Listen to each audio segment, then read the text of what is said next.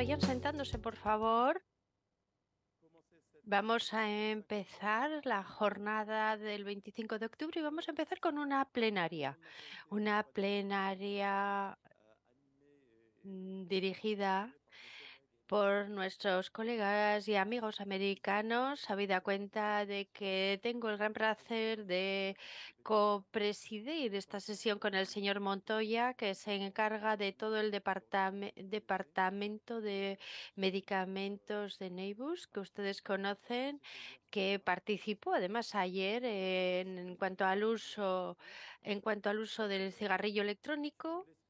Daré la palabra a Iván para que vaya presentándonos a los distintos oradores de la mañana, pero sin más vamos a empezar por la primera comunicación y que es la del señor Montoya. Luego escucharemos a Marco Rabetoni, que viene de Seattle, Sandra Comer, y al final escucharemos a Gavin Bark, que también intervino ayer en cuanto al tema nuevamente del cigarrillo electrónico, que para los que estuvieron ayer, bueno, se dieron cuenta que efectivamente es un tema que genera muchísimo debate y que genera muchísima controversia.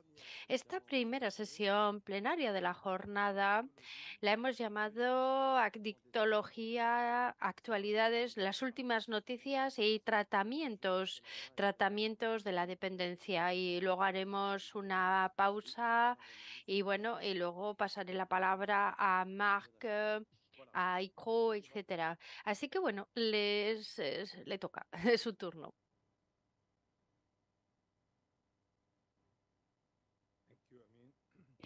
Muchísimas gracias por esa presentación.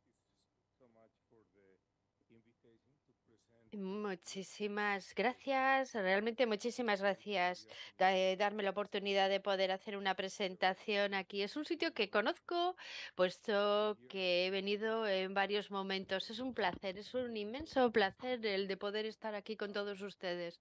Estoy encantado de la oportunidad que me brindan de venir. Soy Iván Montoya, soy el director de la División de Terapéuticas.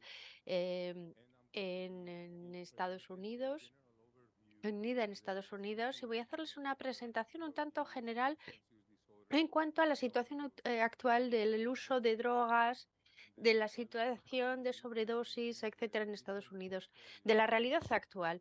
Luego les voy a presentar las distintas investigaciones centradas evidentemente en el desarrollo terapéutico dentro de nuestro centro, dentro de NIDA.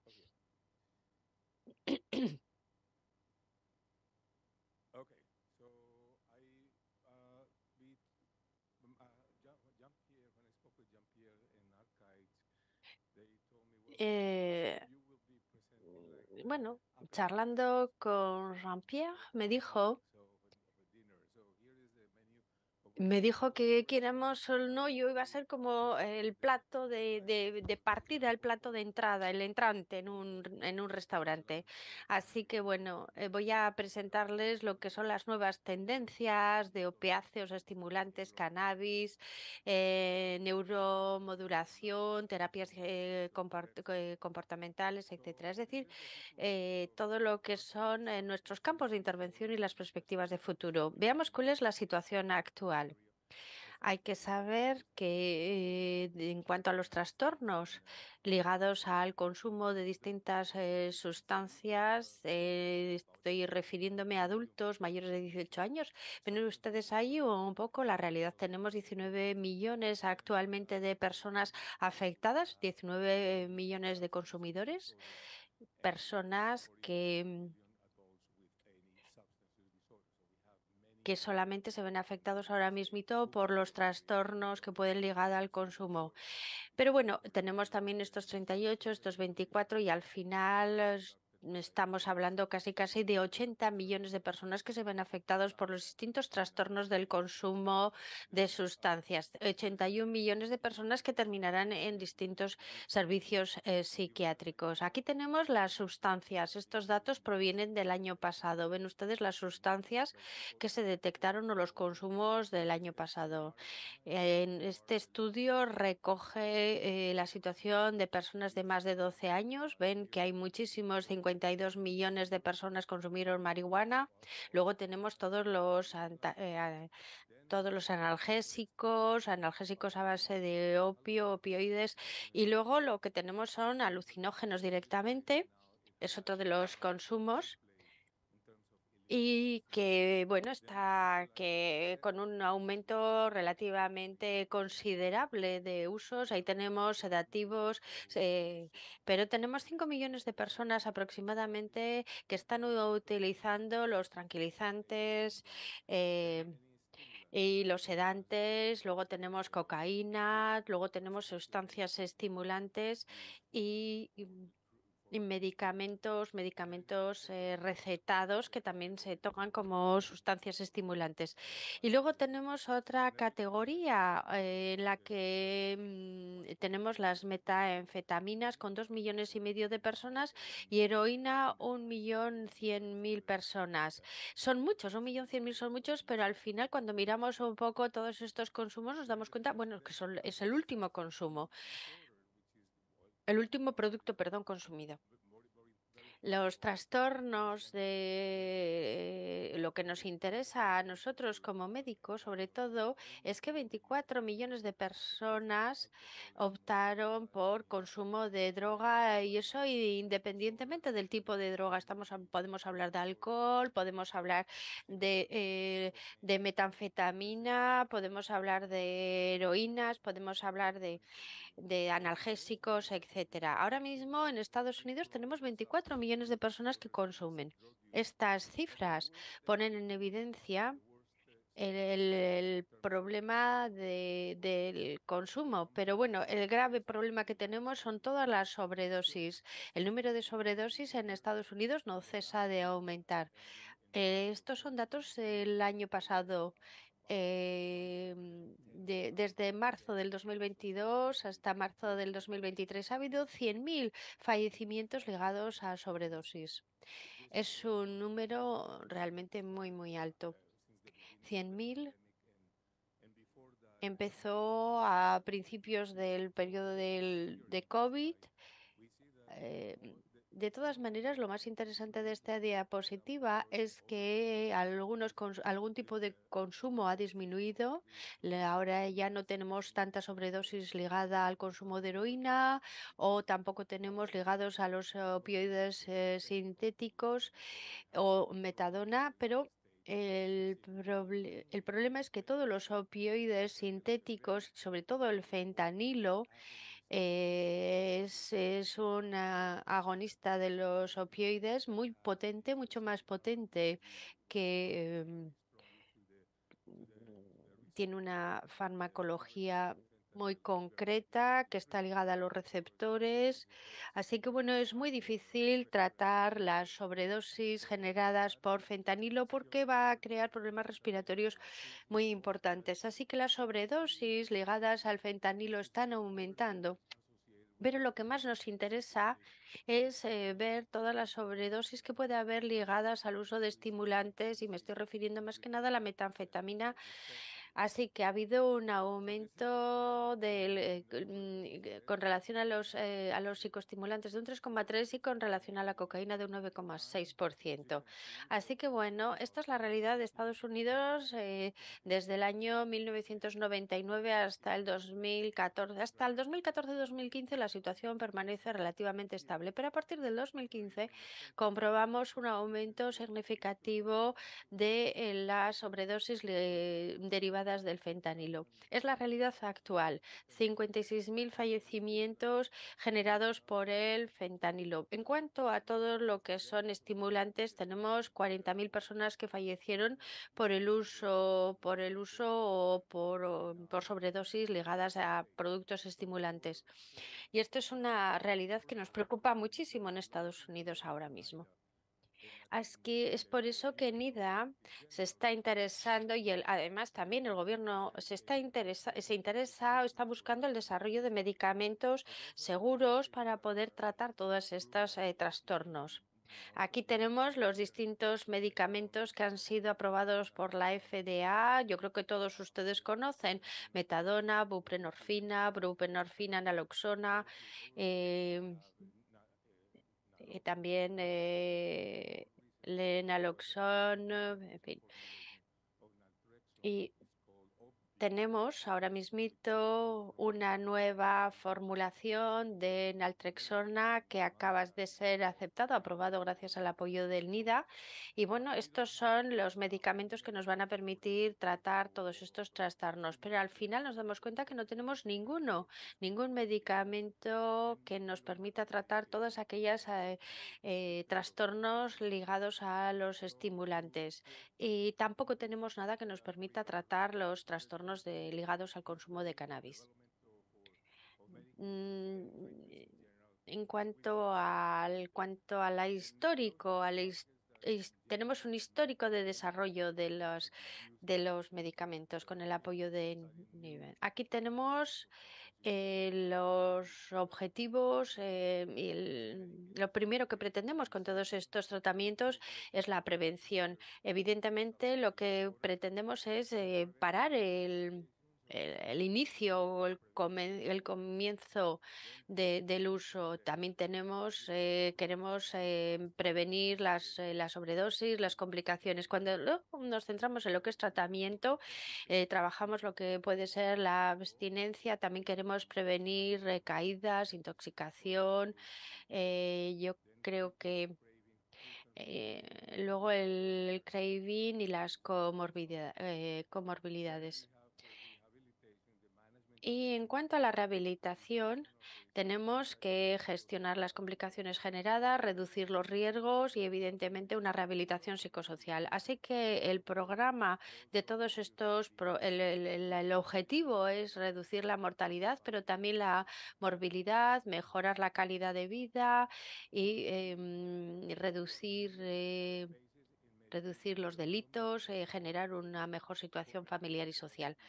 Así que bueno, en lo que es el desarrollo de medicamentos, evidentemente pasamos por una primera fase preclínica, hacemos un cribado, lo probamos en animales.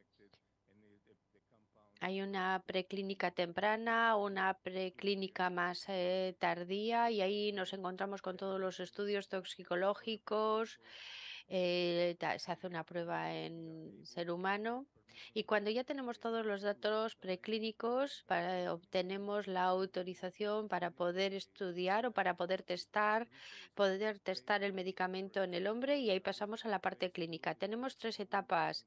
En la primera tenemos el estudio en los seres humanos, luego tenemos todos los ensayos clínicos en doble ciego para ver la eficacia inicial y la última fase, la tercera, nos permite confirmar la eficacia y las indicaciones. Estos son la farmacología de la que disponemos actualmente y que están siendo estudiados por NIDA. Ven que tenemos muchísimo trabajo en marcha, está generando, o sea, requiere de muchísimo apoyo. El Congreso americano nos ayuda en el desarrollo de todas estas medicaciones, de esta farmacología. Aquí tenemos numerosos medicamentos que están en lo que es el estadio preclínico. Luego tenemos la preclínica, los ensayos clínica en estado 1, 2. No tenemos ahora ninguno en estadio 3, pero bueno, algunos están en nuevas reformulaciones y en vísperas o en vista a ser aprobados. El objetivo del programa es es conseguir que todas estas medicaciones sean aprobadas por la FDA. En esta diapositiva lo que vemos, Jean-Pierre me ha pedido que les muestre un poco lo que vamos a ver a lo largo de estos días. Va a haber presentaciones de todas estas medicaciones, de toda esta farmacología, y de hecho vamos a contar con dos personas que van a hablar de toda la farmacología que aparece en amarillo. Estamos realmente muy orgullosos. Por primera vez contamos con una primera vacuna para productos opioides. Gracias a Marco, gracias a Sandy, tenemos una vacuna de oxicodona. Está en primera fase de clínica, así que está siendo probado en personas. Y más que nada nos va a permitir contrarrestar los trastornos ligados a los opiáceos. Tenemos otros en estado preclínico, pero por el momento no tenemos nada en estadio 2 o en estadio 3. Además de las vacunas, también tenemos una serie de anticuerpos monoclonales. Lo que queremos es que sean aprobados lo más rápidamente posible. Aquí, por ejemplo, este compuesto, y he hablado con personas de Indivior. Nosotros acompañamos Indivior. También acompañamos a otros laboratorios farmacéuticos. Muchos de estos productos son productos con los que estamos trabajando en colaboración con los laboratorios. Así que, bueno, podrían ustedes preguntarse el por qué. ¿Por qué el gobierno está acompañando o está apoyando a los laboratorios farmacéuticos? La respuesta es muy simple. Todos los trastornos generados por el consumo no son una prioridad para los laboratorios. No creen que la inversión valga la pena. Consideran que no van a recuperar los importes de su inversión y no es como otro tipo de enfermedades, como puede ser el caso del cáncer. Así que, bueno, al final la industria no se interesa lo suficiente en estos productos y es por ello que NIDA apoya y acompaña a la industria y a los laboratorios, acompaña su investigación, subvenciona su investigación. Hemos acompañado el desarrollo de la buprenorfina, que ha mejorado muchísimo la vida de muchas personas. Hay muchas naltrexona, perdón. Y luego tenemos este otro grupo, va a haber una sesión centrada específicamente en este grupo. Las nuevas formulaciones también. Aquí tenemos componentes múltiples. También tenemos la naltrexona como buprenorfina, la buprenorfina oral. Podemos dar cápsulas, podemos recetar pastillas y esto le permite cubrir una semana. También tenemos inyecciones. Bueno, habrá presentaciones a lo largo de estas conferencias con relación a a estas nuevas formulaciones. Hay formulaciones orales semanales. ¿Por qué? Porque a los consumidores les tienen mucha reticencia a lo que son las inyecciones. Por eso optan por pastilla, además tenemos muchísimas nuevas formulaciones con liberación prolongada, son implantes. Y aquí tenemos los medicamentos que nos permiten contrarrestar los trastornos ligados al consumo de estimulantes. El Congreso ha habido una iniciativa y apoya muchísimo el desarrollo de este tipo de farmacología. Esta iniciativa del gobierno, del Congreso, perdón, también está ahí para poder encontrar medicación que permita contrarrestar los trastornos del uso de la cocaína. Algunos de estas medicaciones están justo en sus primeros estadios. eh, Aquí tenemos anticuerpos monoclonales que están en un estadio preclínico tardío. También tenemos vacunas contra la cocaína que están en fase 2, anticuerpos monoclonales para sobredosis de metanfetamina y medicaciones que llamamos papers, que ha sido para la esquizofrenia o antidepresores, clavulanil, que es un antibiótico, o ketamina. Así que tenemos numerosos productos que están en fase 1, en fase de prueba. Desgraciadamente, no tenemos actualmente nada que esté nada en estadio 3. Lo que queremos es que avancen todos estos productos y que vayan desplazándose hasta lo que es la fase número 3 y que podamos utilizarlos. Hace 30 años que trabajo y espero poder utilizar todo esto antes de jubilarme. Llevo 30 años esperando encontrar algo que nos permita tratar el consumo de cocaína o el consumo de estimulantes. Es verdad que es un objetivo difícil de alcanzar. Aquí lo que tenemos todo es todo lo que estamos acompañando desde NIDA. Estos son la medicación, que es la farmacología que se está utilizando para tratar los abusos de cannabis.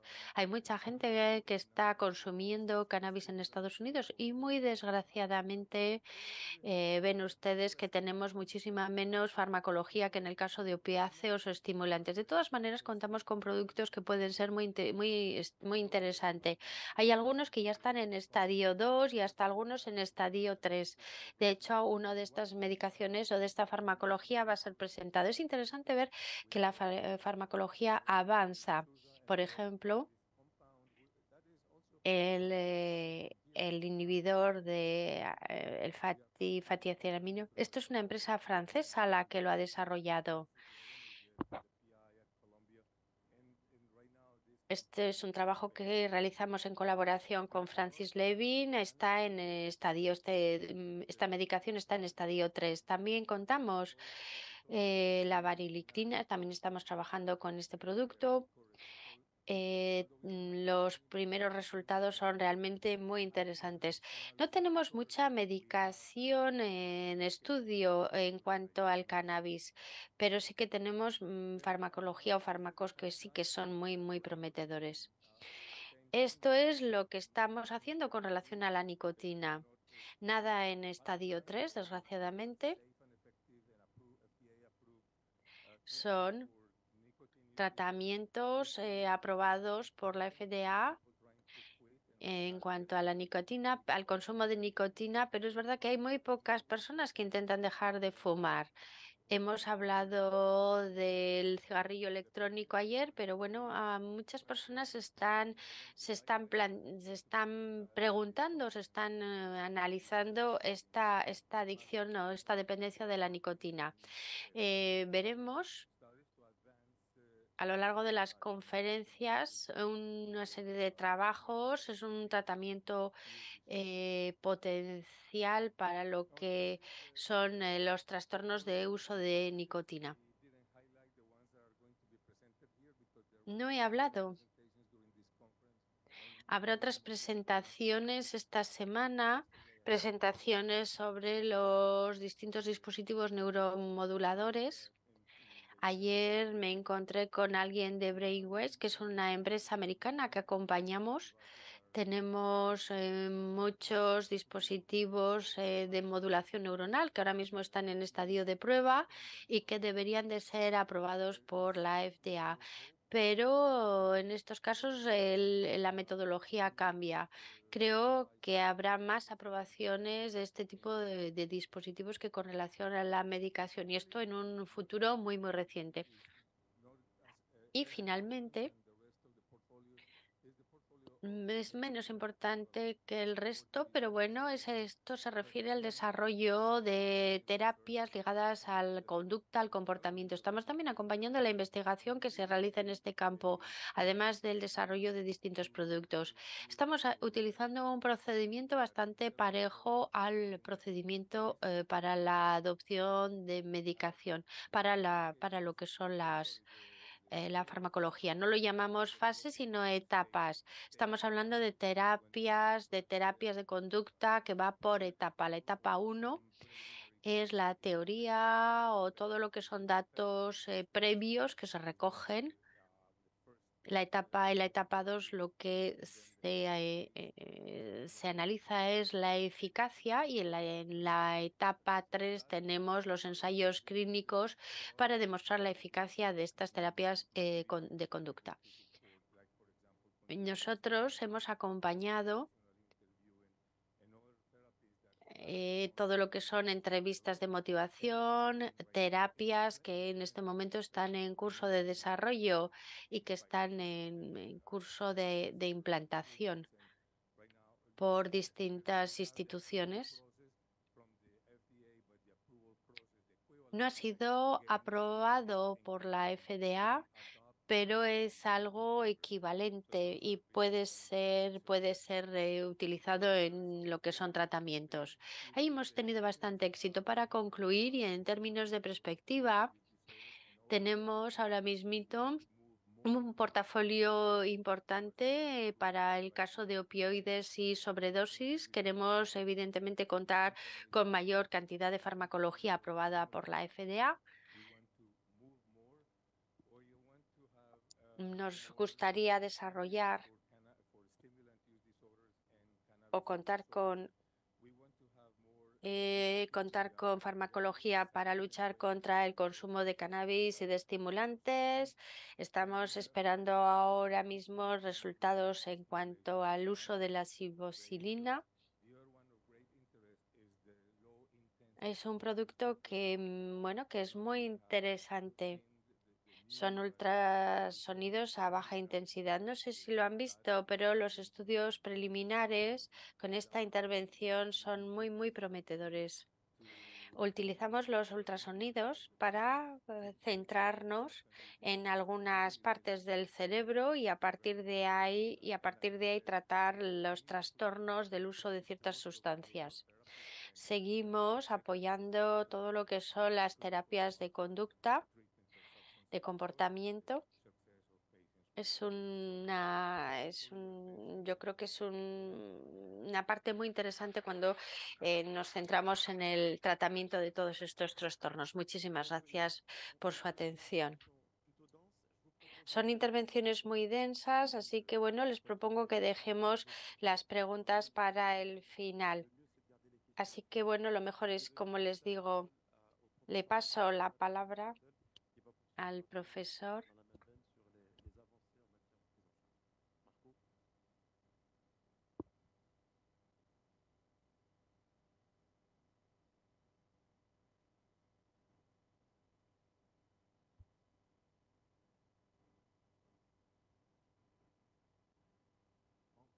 Merci beaucoup. Wonderful being here, like in Biarritz.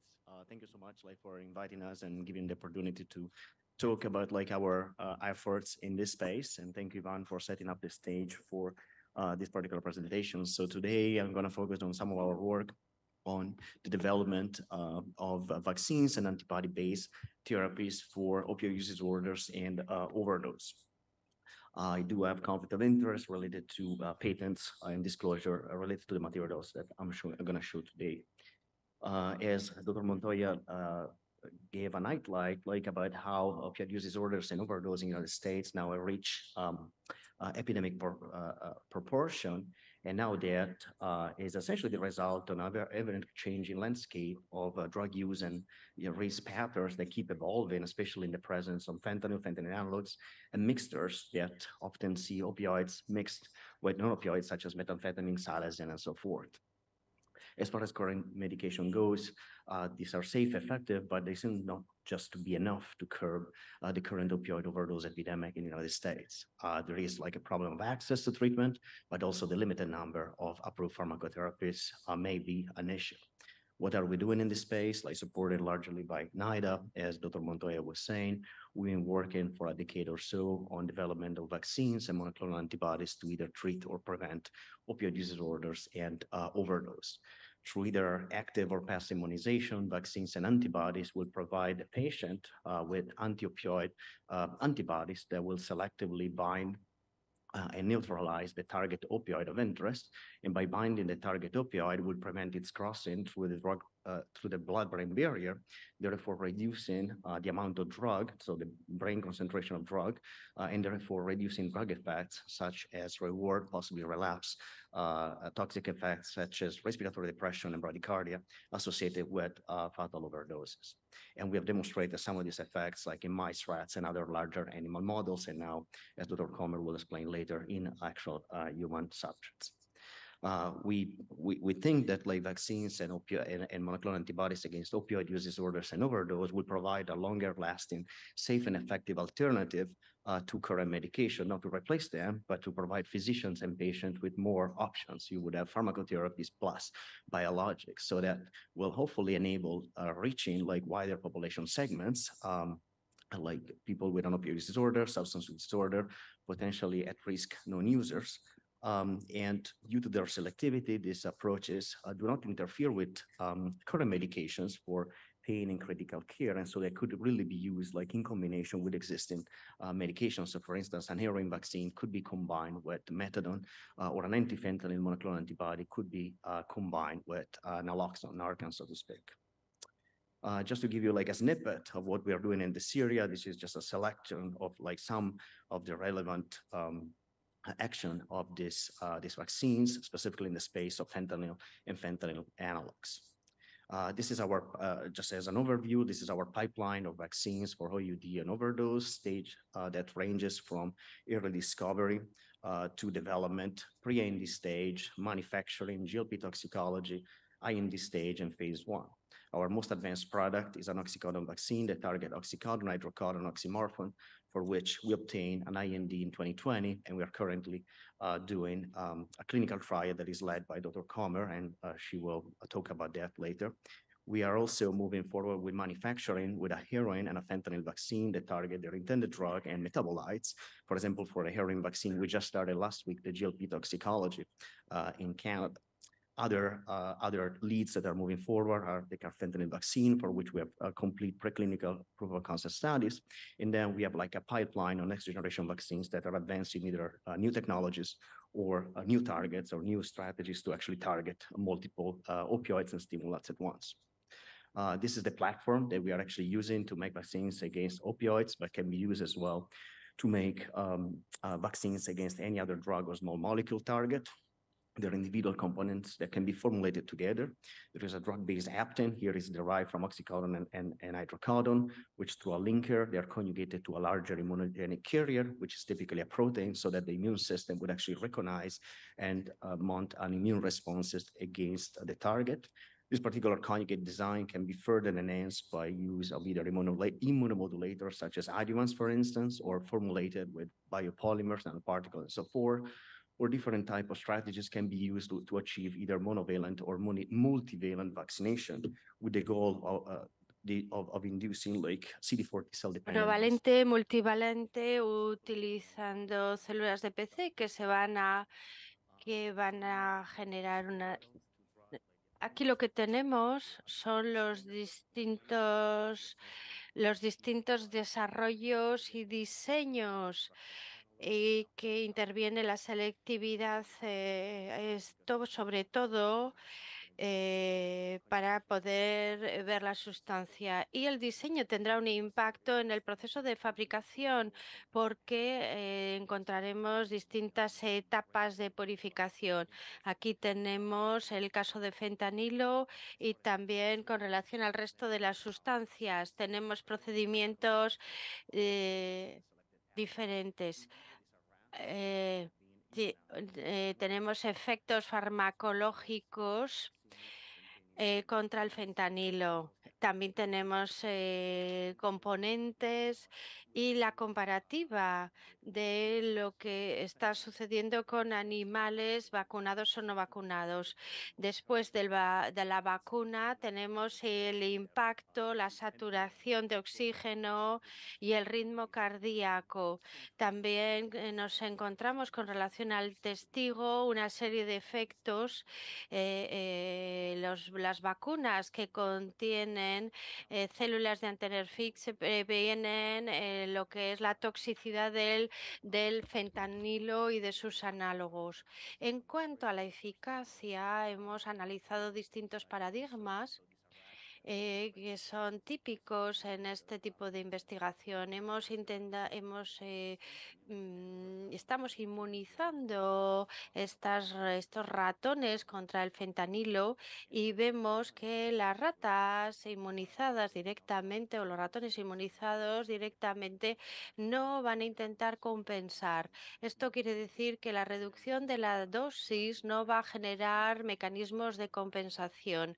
También vemos que la vacuna tiene un efecto sostenible en el tiempo. Al cabo de los 3 meses, cuando presentemos nuevamente fentanilo al ratón, no tendrá el mismo comportamiento. También pasamos muchísimo tiempo a comprobar la inocuidad de todas estas vacunas. Por ejemplo, aquí que sea medicamentos antifentanilos o monoclonales, vemos que no hay ninguna suscitación por estas sustancias, no tenemos los anticuerpos, efecto de anticuerpos, lo que quiere decir que de una cierta manera la inocuidad es relativamente buena e intentamos ver si hay una respuesta inmunitaria, aunque es cierto que por el momento no tenemos ninguna inmunidad, ninguna que se pueda suscitar con estas sustancias.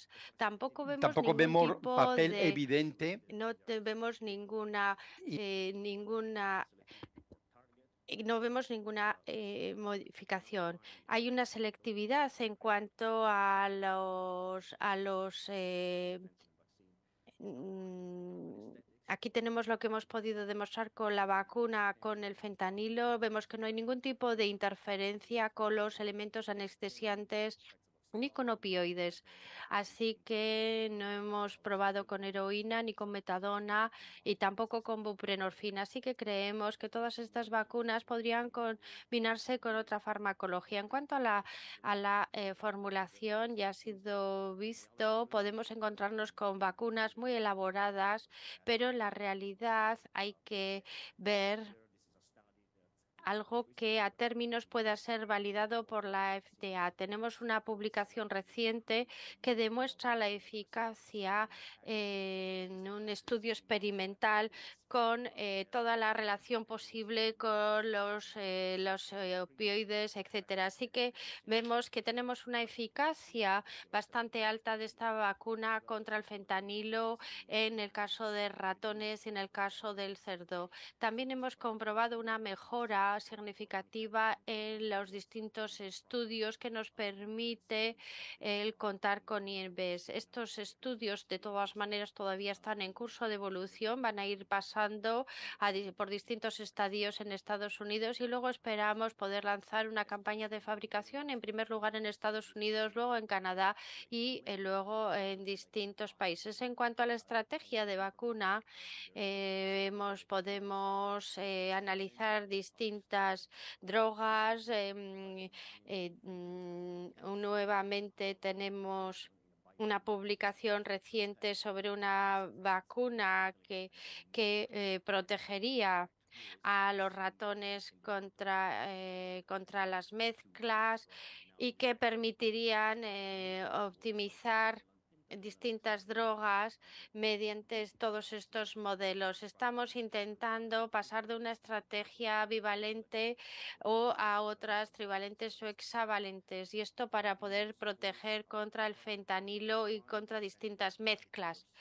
Eh, como apoyo a nuestros sistemas de investigación, estamos haciendo una investigación sobre los biomarcadores or pathways that would either Y nos concentramos sobre el aspecto inmunológico antes y después de la vacuna y estamos intentando de ver las vías de activación para que sea mucho más eficaz y por lo tanto estamos intentando ver si podemos a través de esta prueba ver cuáles son los usuarios de drogas que van a responder mejor a la vacuna. Lo más grande del trabajo se ha hecho por ratones y que quisiéramos hacer este tipo de trabajo también sobre humanos y por lo tanto vamos a ver más tarde también de este tema.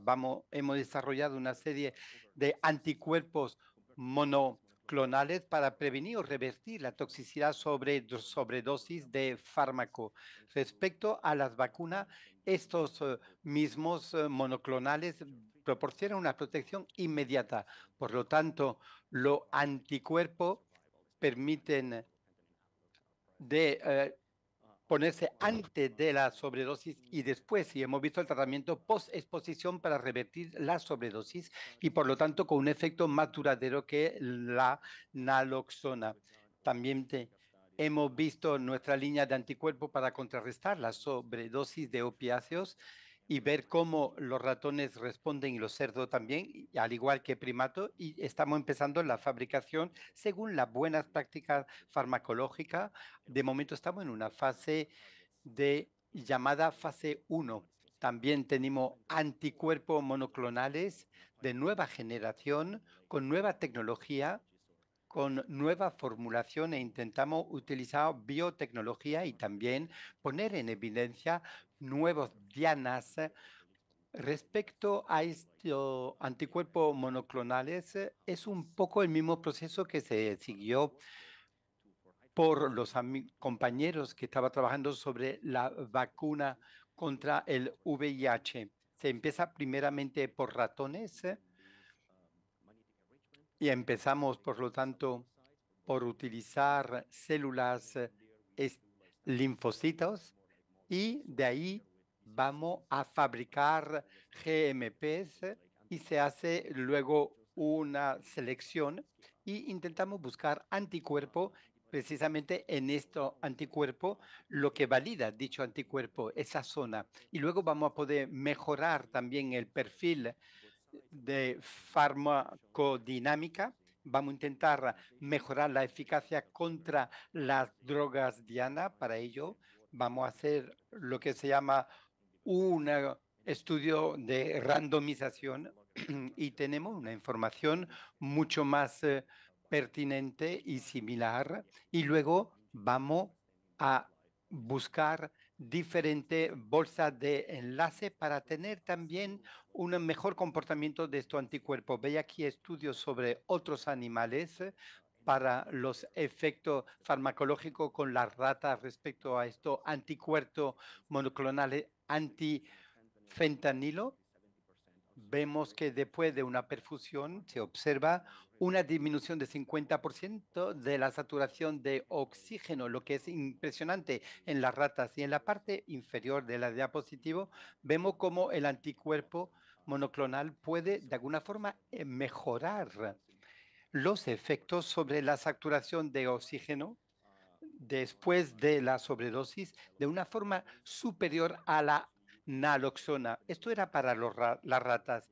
Aquí tenemos otro animales, unos cerdos, y vemos que después de la inyección del fentanilo vamos a conseguir una bajada en apnea de 2 minutos, vamos a reducir efectivamente su respiración y vemos una invasión de esta apnea. Veis los efectos sobre la depresión de ventilación y veis que también la reacción porque estamos observando una línea horizontal. Respecto a los primates, tenemos efectos sobre la depresión respiratoria. Se observa que la naloxona y hemos ahí invertido el efecto de depresión respiratoria después de una sobredosis y vemos la comparación a la derecha, una superposición de los efectos de la naloxona y vemos unas curvas muy importante y eso según la dosis y de la rapidez igualmente de la inyección, que obviamente son factores muy importantes para luchar contra la sobredosis. Vemos luego de diferentes concepciones o formas de concebir estos anticuerpos para mejorar la eficacia de estos anticuerpos. Vamos a encontrar, por ejemplo, mejor las dianas, vamos a buscar que el anticuerpo sea más selectivo y también vamos a tener nuevas modalidades con construcciones que van a poder inyectarse de forma intravenosa o intramuscular. Muchísimas gracias por su atención y agradezco igualmente a todos los miembros de mi equipo. He trabajado durante 20 años en el Minnesota y, por lo tanto, y gracias a todos aquellos que han apoyado nuestros trabajos. Veis aquí todo el equipo que me acompaña y tenemos muchos científicos que nos apoyan a lo largo de todo el país y en la fase de preaprobación. Muchísimas gracias igualmente, Marco, Sandra. Y le voy a dar la palabra muy rápidamente. Adelante, un momento voy a seguir con ello. Bueno, vamos a seguir un poco en la misma línea de momento sobre la vacuna.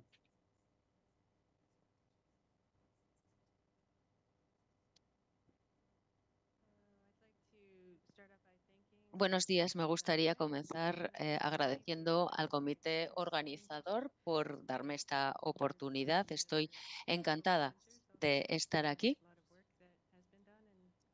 Han realizado un gran trabajo de organización, pero aún hay mucho por hacer. Tenemos mucho por hacer por delante. No tengo ningún conflicto de intereses que presentar aquí. Me gustaría entrar directamente en materia porque Marco ya nos ha dado un poco el contexto del trabajo que estamos realizando. Solo quería mostrar algunos datos adicionales. Hoy voy a hablar de la vacuna de oxicodona que estamos ahora probando de forma clínica. Como ya hemos visto, normalmente la FDA lo que hace es requerir dos fases. Un estudio de fase 1 se realiza normalmente en voluntarios normales, sanos, y la fase 1B se realiza en personas usuarias de sustancias. Planeamos realizar esta segunda parte, pero la FDA nos dijo que teníamos que empezar a utilizarlo en usuarios de droga. Por lo tanto, bueno, esta es la información que podemos presentar, información proveniente de ratas en concreto. Vamos a observarla aquí. Vemos que la vacuna produce una reducción de oxicodona en niveles cerebrales y produce asimismo un aumento de los niveles de oxicodona en plasma. Como Marco ya lo ha dicho, el complejo de anticuerpo del fármaco implica que los anticuerpos se forman, pero tienen un efecto farmacológico. Esto se observa claramente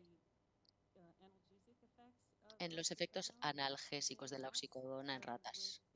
Por lo tanto, aumentando las dosis de la vacuna de oxicodona, lo que vemos es una reducción relacionada a esa dosis.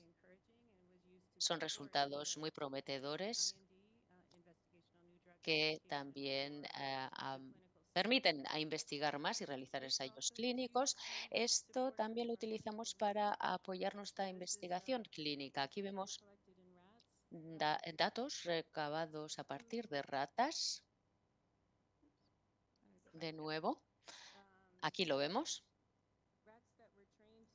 Ratas formadas para autoadministrarse oxicodona. Y vemos aquí la curva de respuesta a la dosis, la típica curva según aumentamos la dosis de oxicodona disponible y luego en la dosis máxima autoadministrada y vemos que se reduce porque hay una intoxicación generalizada. La vacuna vemos aquí que suprime esa autoadministración. Vemos en otros estudios que si podemos suprimir esa administración, tenemos también un beneficio clínico. Por lo tanto, los estudios preclínicos muestran que las vacunas opioides que estamos ensayando se toleran bien, producen anticuerpos para el opioide Diana.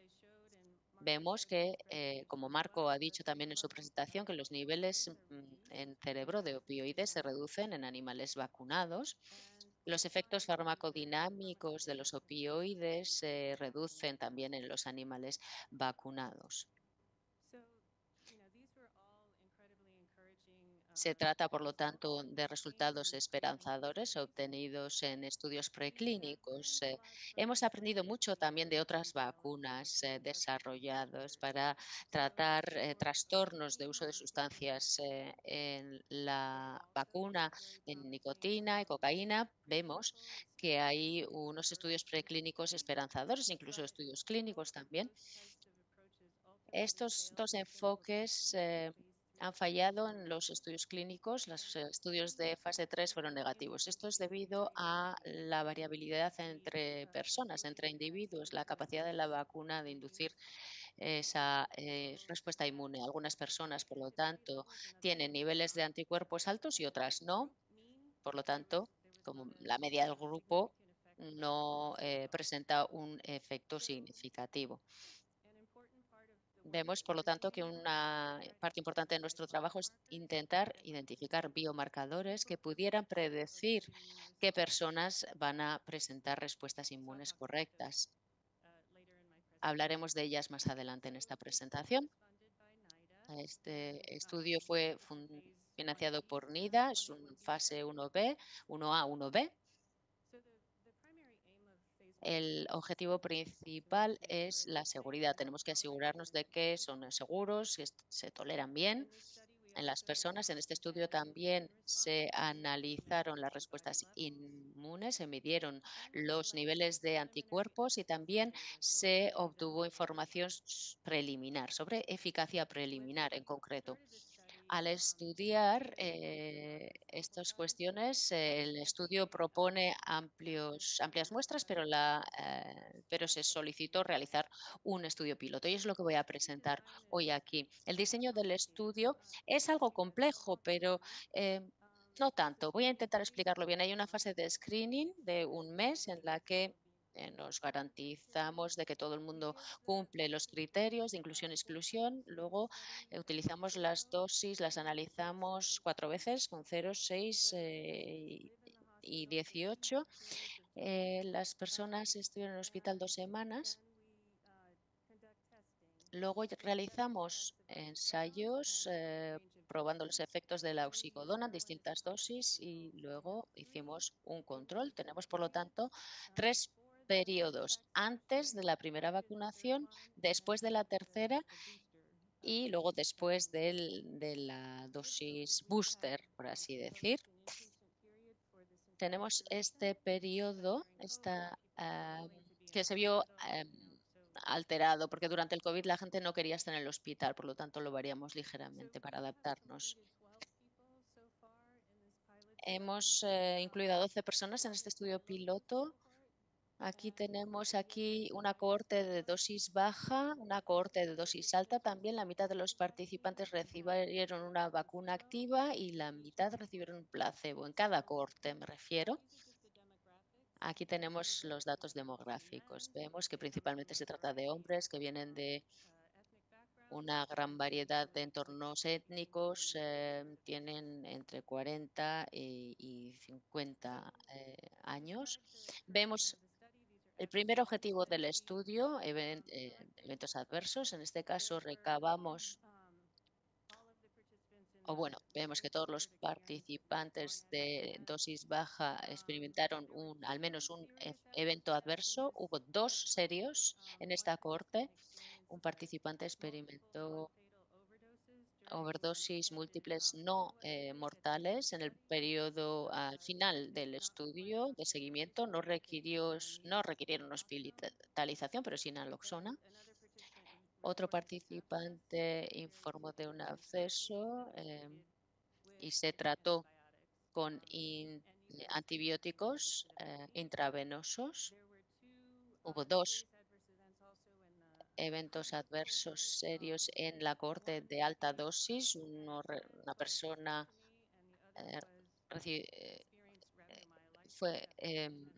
lo refirió rápidamente.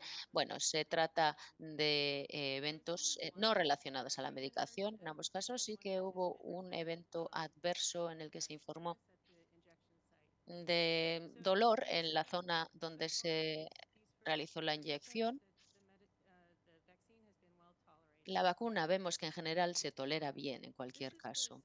Aquí vemos el segundo objetivo de nuestro estudio, análisis de la respuesta en los anticuerpos. Vemos que 5 de los 12 participantes mostraron aumentos en los IgG específicos de la oxicodona. Vemos aquí los datos representados. De nuevo vemos que se trata de resultados esperanzadores una vez más. Aquí vemos el tercer objetivo. Vemos, bueno, hay datos aquí de participantes que muestran altos niveles de anticuerpos, pero lo que vemos aquí es una línea temporal del diámetro de la pupila de los participantes. Vemos aquí la gráfica, aquí tenemos una persona que recibió placebo.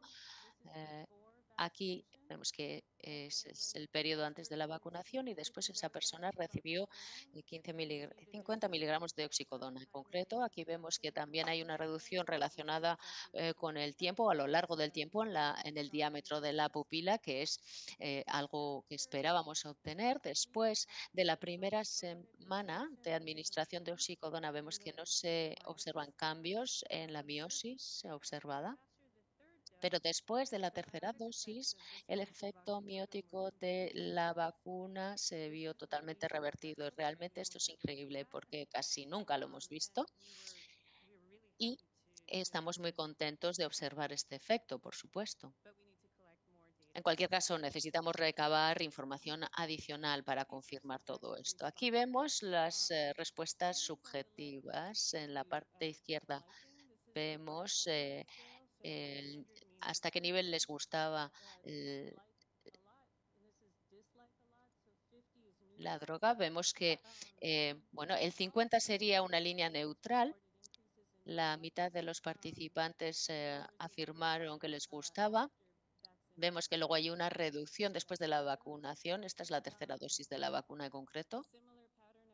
Vemos el patrón similar en la parte derecha. Aquí vemos que esta es una escala unipolar. Esto significa 0 y esto sería mucho. Y aquí hay una gran reducción en 2 de los 3 sujetos, pero todos ellos mostraron un efecto de reducción. Y por dar un poquito de contexto, tenemos más datos que muestran que incluso con una reducción en 10 puntos de los efectos subjetivos, vemos que esto se traduce en ventajas clínicas. Por lo tanto, sí que hay una relación directa. Vemos que aquí hay una reducción de 10 milímetros, parece poco, pero es significativa, es un cambio significativo.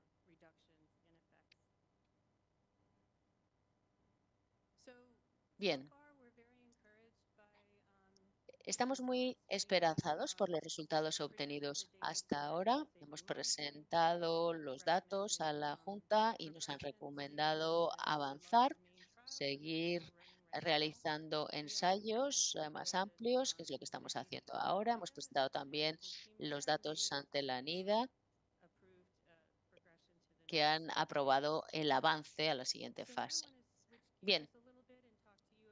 Ahora me gustaría hablar del trabajo que hacemos en biomarcadores, porque como ya he dicho, es importante realizar este trabajo de cara al futuro principalmente, para llegar a la fase 3. Aquí lo que hacemos es analizar biomarcadores potenciales que podemos identificar antes de la vacuna y que vayan a predecir una buena respuesta inmune posteriormente. Y básicamente Esto es lo que estamos buscando, es lo que vemos en pantalla. Así que si podemos identificar un biomarcador que se pueda correlacionar con una eficacia post vacuna, eso sería muy positivo para nosotros. Nos gustaría poder analizar a varios pacientes que tienen buena respuesta inmune para lograrlo.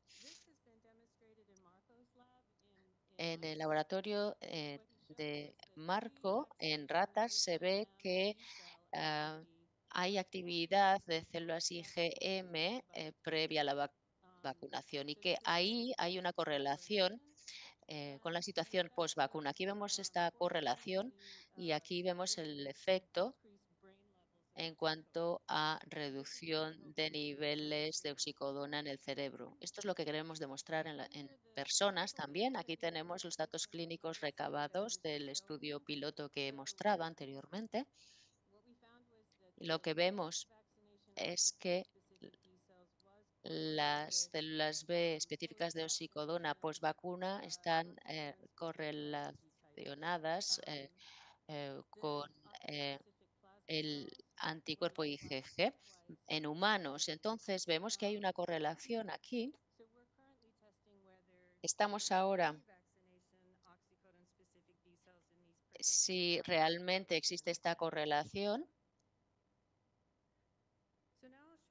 Y ahora me gustaría mostrar datos sobre un estudio realizado en un grupo diferente, distintos grupos de personas en realidad. Uno, personas que tenían trastorno de uso de opioide frente a opioide.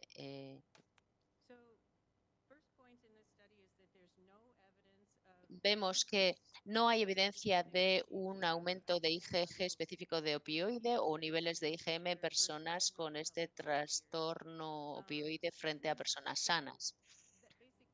Básicamente, esto significa que las personas que están tomando heroína, etcétera, etcétera, esas sustancias no son suficientes para generar una respuesta inmune. Sin embargo, podemos observar que en cada grupo hay variabilidad en la respuesta y eso es importante después, será importante después, más adelante.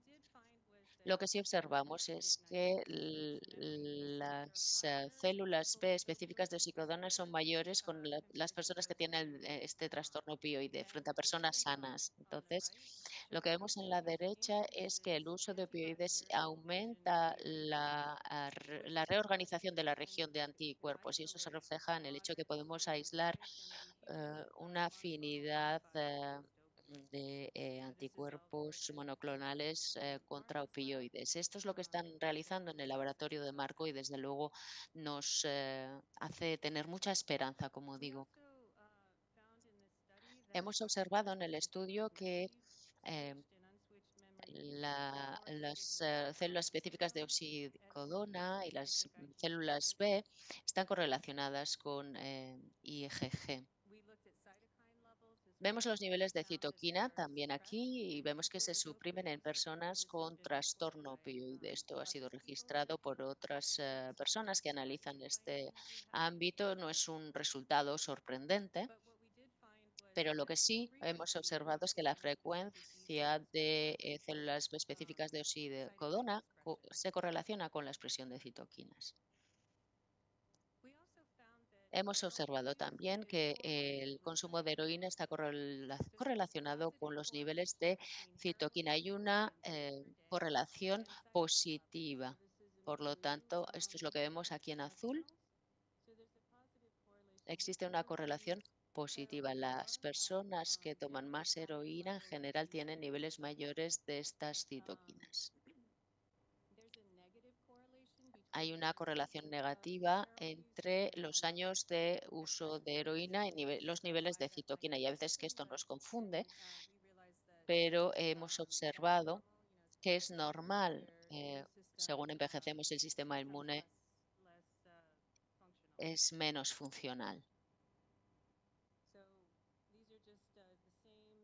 Bien, aquí tenemos las mismas citoquinas que muestran esta correlación positiva en cuanto a la cantidad de heroína consumida por día y después la correlación negativa respecto a los años de consumo.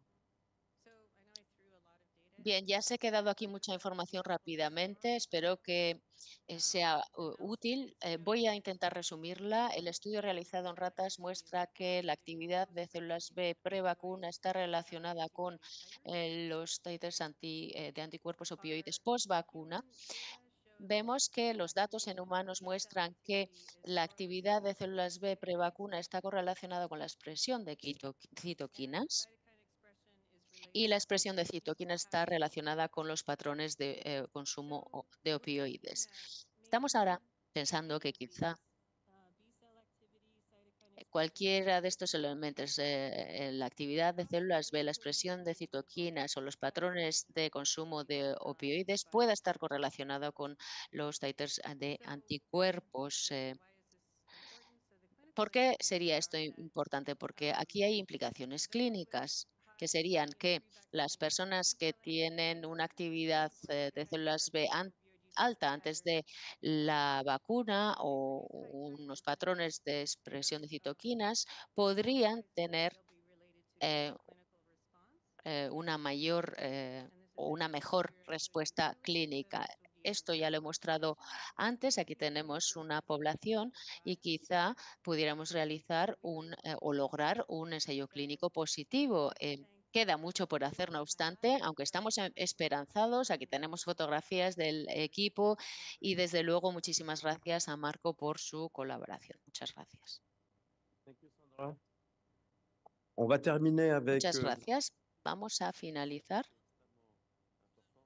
Estamos tratando temas muy importantes que debemos, por supuesto, continuar trabajando para lograr nuevas innovaciones terapéuticas. Vamos a finalizar ahora con Gavin Bart, que va a hablar sobre cómo el fentanil pone en cuestión el paradigma del tratamiento en Estados Unidos. Good morning, and thank you, Jean-Pierre, for Muchísimas gracias, Jean-Pierre. Muchísimas gracias por la oportunidad que me das. Iván.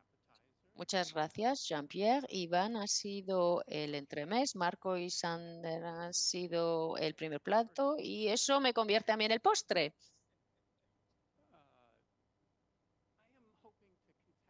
Tenemos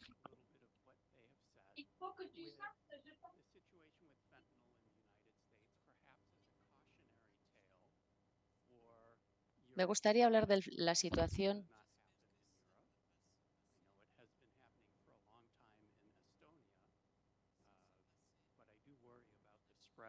globally. I do have funding from NIDA and NIDDK and no other conflict. So again, I want to talk a little bit about the basics of fentanyl in the United States, the challenges that the treatment system has been faced with because of this, and some of our evolving approaches, and why it is so important to have new treatment approaches. As Yvonne mentioned, fentanyl is now accounting for the majority of Como Iván ha dicho, el fentanol explica la mayor parte de las muertes por sobredosis, casi 7.000 el año pasado. Las sobredosis son considerables, por lo tanto. ¿Por qué hablamos del fentanil?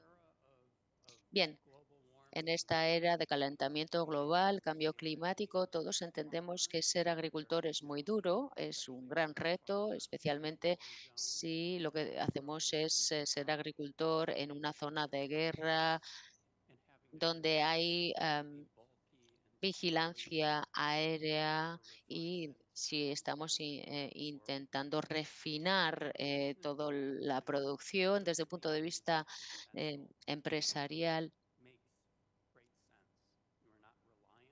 Desde luego el fentanil tiene mucho sentido porque no depende del clima, se puede cultivar en interiores, en zonas vigiladas. Logramos una sustancia que no ocupa mucho espacio y que además, tiene una demanda. Muchos de los productos químicos precursores son legales es un buen negocio, en definitiva. Entonces, en Estados Unidos está teniendo mucho éxito y yo creo que tendrá mucho éxito en el resto del mundo. Hay muchos productores que pasan del opio a la metanfetamina, pasan un poco más a la química en lugar de centrarse tanto en la agricultura. ¿Cuál es el problema principal del fentanil? Bueno, pues la sobredosis, con 75.000 sobredosis en total el año pasado, principalmente. La gente que compra fentanil no sabe muy bien cómo hacerlo.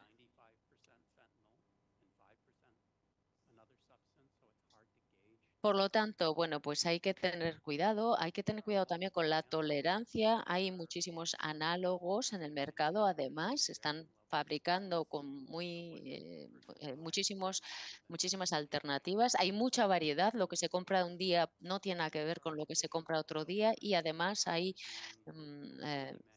está muy adulterado todo lo que se está vendiendo con distintas sustancias. La sobredosis es grave en general, produce espasmos, produce un síndrome torácico que impide respirar, por lo tanto es una sobredosis difícil. El fentanil actúa rápido y lleva a un consumo más frecuente de forma rápida. Bien, vemos que también hay una contaminación de fentanilo, se utilizan otros opioides, es decir, que las personas que consumen otras sustancias sin quererlo están consumiendo fentanilo. Bien, lo bueno es que estamos viendo un cambio de inyecciones a consumo fumando, por lo tanto, eso es un cambio, pero no reduce la posibilidad de sobredosis. ¿Quién está consumiendo fentanilo y por qué? Esta es una información un poco obsoleta, lo sé, porque es cada vez más difícil encontrar gente que esté o datos sobre consumo de heroína, pero sí que se ve que la gente en general, las personas en general optan por consumir tanto heroína como fentanilo. Se está combinando este consumo y entonces los riesgos también aumentan. Vemos que los consumidores son más jóvenes, en general son personas blancas, tienen más problemas mentales, asumen más riesgos, se inyectan diariamente y también consumen otras drogas. Las personas que utilizan solo fentanilo, pues lo hacen porque se sienten bien, para no sentirse mal y además lo hacen casualmente, pensando que era otra droga. Vemos también que los riesgos del consumo del fentanilo serían muy altos porque, sobre todo cuando se comparten jeringuillas, filtros, etcétera, se producen también más inyecciones diarias en combinación con otras drogas. Esa combinación con otras sustancias genera mayores inestabilidad. Aquí vemos este gráfico de un colega de Yale. Observamos aquí que las personas que consumen una combinación de fentanilo y metanfetamina muestran una mayor inestabilidad y por lo tanto pues observamos que no se trata de buenas noticias, genera una mayor inestabilidad social que un consumo anterior, como estoy diciendo.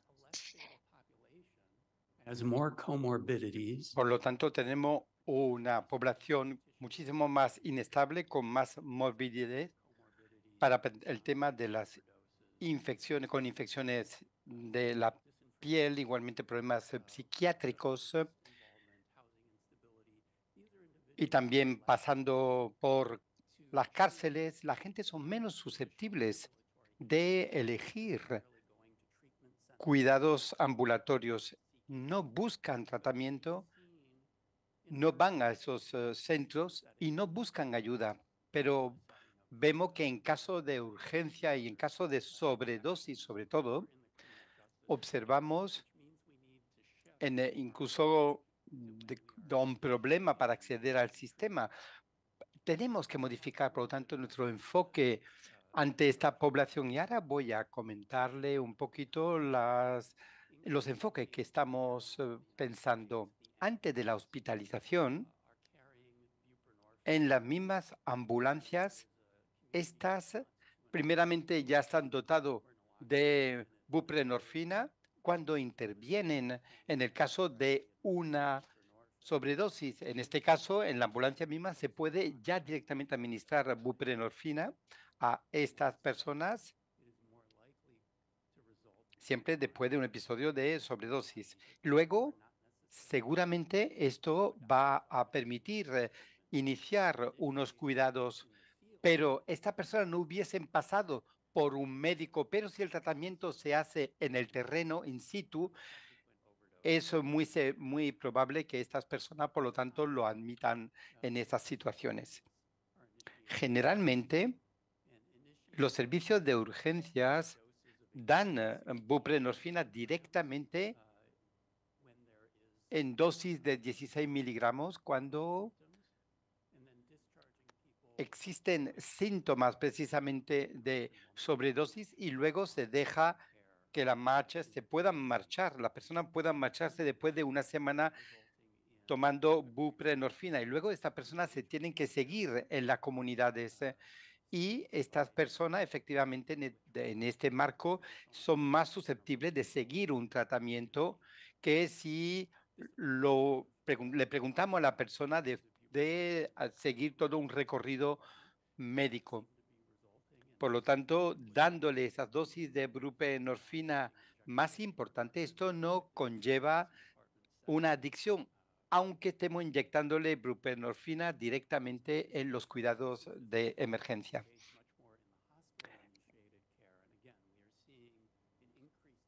Yo personalmente estoy en el hospital y veo mucho más paciente que un médico normalmente de cabecera. Y obviamente hemos visto que han doblado el tipo de paciente con este tipo de problema. Por lo tanto, es el momento de arrancar estos tratamientos en los hospitales, dándole metadona o buprenorfina, igualmente en ambiente hospitalario y organizando los cuidados de este paciente cuando llegue ante nosotros, más que de recomendar de enviar el paciente hacia un médico. Más vale arrancar directamente el tratamiento y durante la hospitalización de estas personas que han vivido una sobredosis. Se puede añadir opioides con una acción breve, por lo tanto que no crean para simplemente reforzar la buprenorfina y a veces existe un programa de jeringas en el hospital con lugares de consumo bajo seguridad, porque si no, hay mayor riesgo que los pacientes como tales abandonen el hospital sin llevarse estos cuidados y por lo tanto cuando vuelvan otra vez al hospital estarán en situaciones aún más graves por haberlo interrumpido. Programa como por ejemplo de bajo umbral dando con jeringuilla la buprenorfina directamente aumenta el buen seguimiento del tratamiento. Y el paciente no necesita pasar por una clínica. Debido al hecho que muchos de estos pacientes son personas que viven en la calle,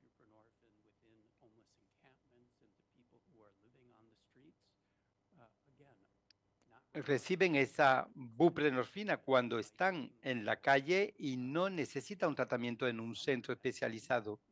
Y esto permite hacer un mejor seguimiento con poblaciones difíciles en cuanto a los cuidados. Se le lleva el tratamiento, no necesitamos esperar a que lleguen. Estos son enfoques que tenemos que explorar mucho más. Y los problemas al que tenemos que hacer frente ahora es debido a la potencia del fentanilo. Es muy difícil pararse durante mucho tiempo por los efectos que conlleva la toma de fentanilo. Por lo tanto, si las personas están efectivamente en situación de dependencia y abstinencia muy importante, se le podría dar buprenorfina, pero si no están ante esa circunstancia de mono, las personas no pueden esperar mucho tiempo antes de empezar con algunas dosis de buprenorfina. Por lo tanto, vemos modificaciones que debemos de inducir. Pasamos a unas dosis de 3 a 8 días. Ahí los pacientes no necesitan parar con el fentanilo y pueden empezar a tomar buprenorfina medio miligramo cada día y luego aumentamos hasta que puedan abandonar completamente el fentanilo. Lo que observamos y también es que existe un temor precisamente de abandono precipitado. Cada vez más personas toman buprenorfina y cada vez más las personas también solicitan metadona. Pero en Estados Unidos, debido a hay un tratamiento o un enfoque muy deshumanizante con la metadona. Cuando la gente pide esto, es muy deshumanizante respecto a un tratamiento como la buprenorfina que se, digamos, prescribe de forma mucho más libre. Es muy fácil arrancar la metadona, no se necesita estar en situación de mono, por lo tanto no hay riesgo efectivamente de encontrarnos con este tipo de ansiedad para poder suministrarlo. Pero es cierto que es más complicado gestionarlo respecto a la buprenorfina y las personas ante este tipo de riesgos sí que pueden tener problema con ese tipo de ansiedad. Las personas es diferente a la gente le lleva ir hacia la metadona, pues ante estas preguntas vemos pacientes que reciben 120 miligramos de fentanilo y que se quejan de síntomas, por lo tanto, de abandono y de mono que no se veía con la heroína, por ejemplo. Hay personas que han tenido experiencias con otras sustancias. Dice que el fentanilo pasa mucho más rápido y por lo tanto la ansiedad es mayor y más tiempo en un laboratorio. Tenemos un enfoque normalizado de morfina subcutánea 4 veces por día y es muy eficaz para poder gestionar este problema de ansiedad por fentanilo. Pero con esta fentanilo hemos visto modificaciones. Presenté dichas modificaciones el año pasado y a pesar de este protocolo, que fue un éxito con la heroína, las personas que consumen fentanilo, a pesar de la morfina, digo, tiene unos síntomas de abstinencia muchísimo más difíciles.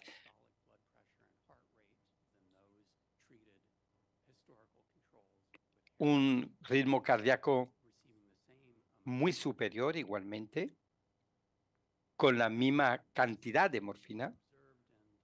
Y cuando se observan dichos síntomas,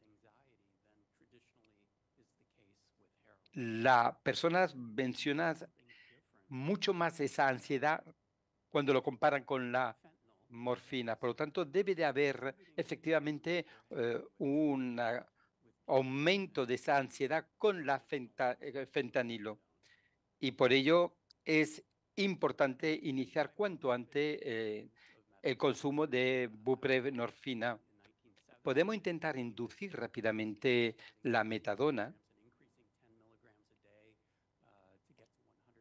hubo un enfoque cuando empezamos con los 30 miligramos por día hasta 100 miligramos al final de una semana. Fue adaptado a 100 miligramos el día 15 y vemos colegas de Estados Unidos que intentan enfoques con dosis iniciales de 40 miligramos, 60 el segundo y 80 el tercer día, hasta llegar a 140 miligramos después de 10 días según necesidad. Y este enfoque muestra un control más rápido de los síntomas. Pero desgraciadamente,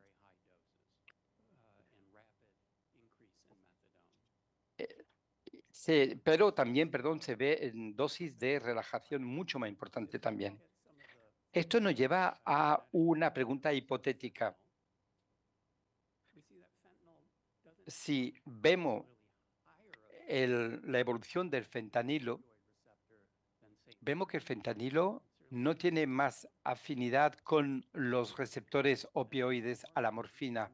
Hay una afinidad inferior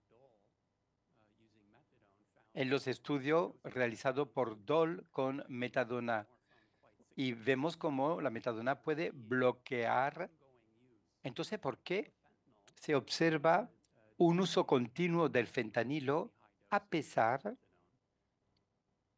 de las dosis importantes de metadona que se suministra? Podemos especular que quizás debido a la diferencia de síntomas de abstinencia, no hay factores ligados a los opioides.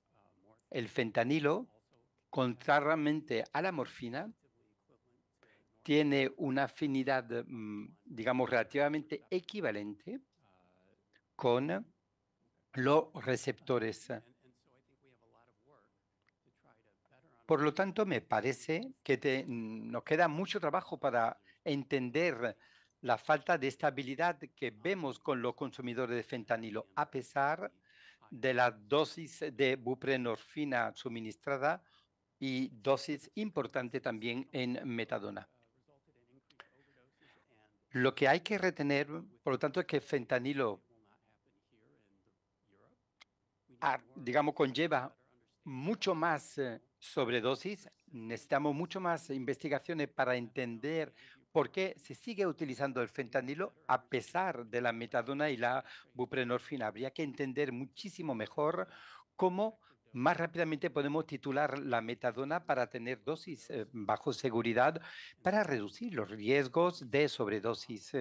Y obviamente necesitamos también investigar nuevos modelos para cuando el acceso al medicamento, tal como hemos oído en la presentación esta mañana. Muchísimas gracias por su atención. Me ha parecido útil dejar al compañero hablar, ver la perspectiva.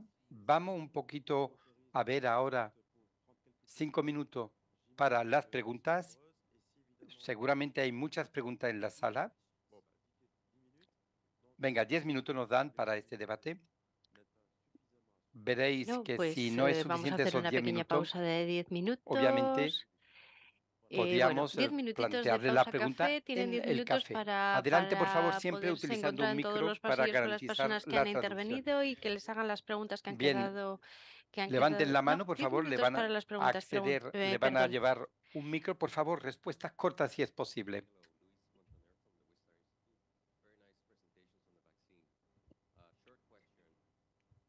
La presentación me ha interesado muchísimo, sobre todo todo lo que nos ha relatado con relación a la vacuna, a las vacunas, perdón.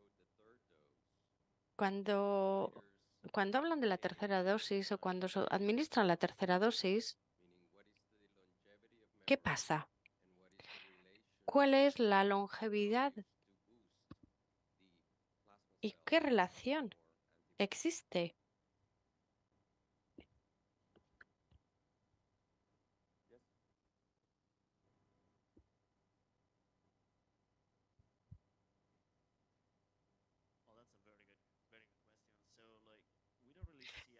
Es una fantástica pregunta.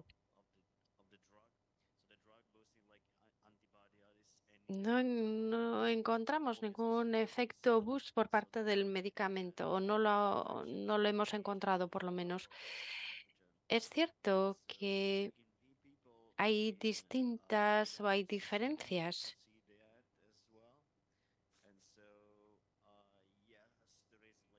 No hay diferencias en cuanto al grupo B o a las personas del grupo B, o no las hemos visto, no, y hay una reducción. Es verdad que al cabo del cuarta vacuna, sí que vemos ahí un aumento, Muchísimas gracias, muchas gracias por su presentación. Tengo dos preguntas para usted, o tres más bien. En cuanto a estos nuevos desarrollos farmacológicos en IDA, ¿les ha interesado o han trabajado con sustancias como por ejemplo el caso de la ketamina para trabajar o para combatir los trastornos ligados a problemas de enfermedad mental? Sé que se han utilizado normalmente para ayudar a pacientes que tenían un cuadro de salud mental. Y con relación a la vacuna, ¿han considerado el hacer correcciones? No, entrar en contacto, perdón, entrar en contacto con prisiones, con cárceles y empezar a administrar vacunas en estos entornos. Es verdad que ha habido un programa, y nos lo comentaba Bark, ha habido un programa en Nueva York con la neprenorfina, y lo que hacíamos era dar la opción de seguir inyectando, o si no, dábamos la opción a las personas de hacer una pausa y de abandonar las inyecciones. Voy a preguntar la primera de las preguntas. Sí, NIDA está completamente abierto a aceptar peticiones de subvenciones para realizar investigaciones en el campo de las sustancias psicodélicas. Y de hecho sí que hemos lanzado una serie de estudios centrados en ketamina, cocaína, nicotina.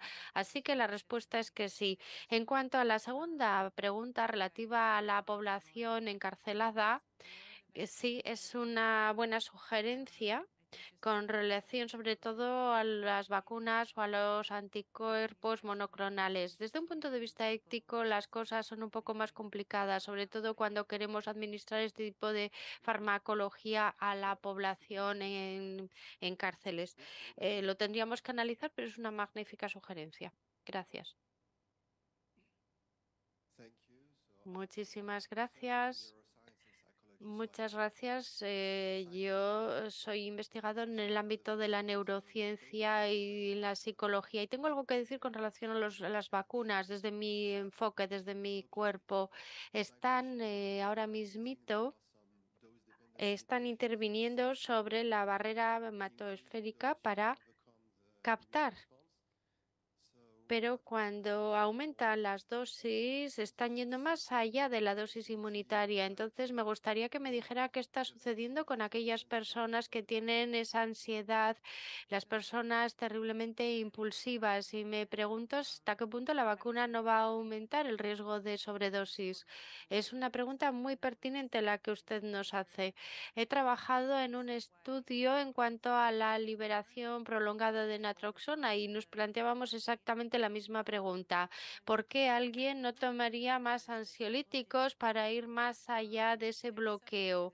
Hemos comprobado que las personas que pudieran hacer o que pudieran tener este tipo de comportamiento tienen una connotación económica. Si están bloqueando los efectos de la heroína y de fentanilo, la gente no va a querer gastar más dinero, destinar más dinero para estar bajo efectos de la droga.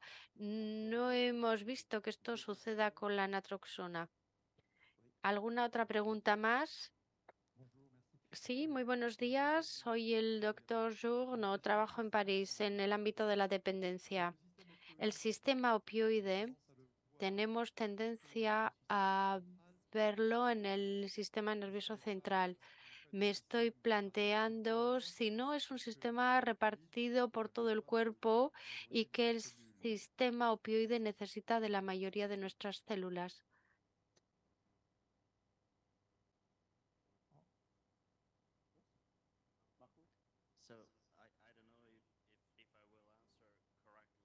No lo sé. No sé si seré capaz de responder correctamente a la pregunta que se me plantea. De todas maneras, en el caso de las vacunas se seleccionan o se opta por ellas porque no están ligados a ningún audiógeno. Con una vacuna de oxicodona va a afectar a otros opioides, pero no a los endógenos.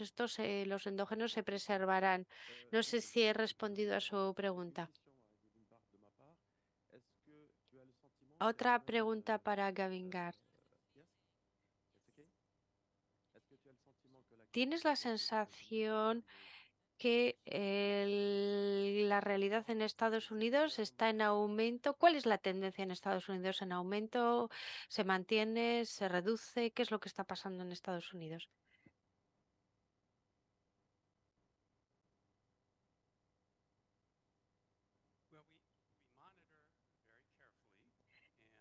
Bueno, estamos seguimos de muy cerca la situación actual en Estados Unidos y espero que estemos llegando a un efecto meseta con relación a la mortalidad. De todas maneras, lo que es evidente es que nos encontramos con cada vez más sustancias que se van añadiendo, una mayor adulteración de los productos y además que se está haciendo un uso múltiple de sustancias. Se está combinando con psicoestimulantes, por ejemplo, es una realidad que es cada vez más patente.